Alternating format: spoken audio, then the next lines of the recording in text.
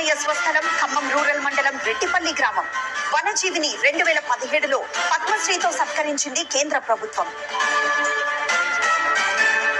దరిపల్లి రామయ్య కోటి మొక్కలు నాటి వనజీవి రామయ్యగా పేరు సంపాదించారు.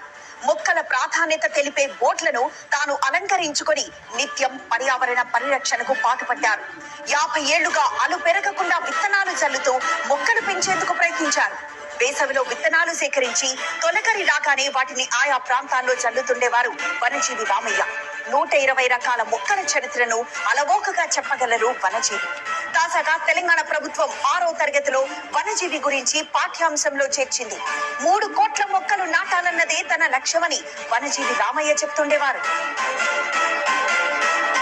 మరింత సమాచారం మా ప్రతినిధి నారాయణ అందిస్తారు. నారాయణ.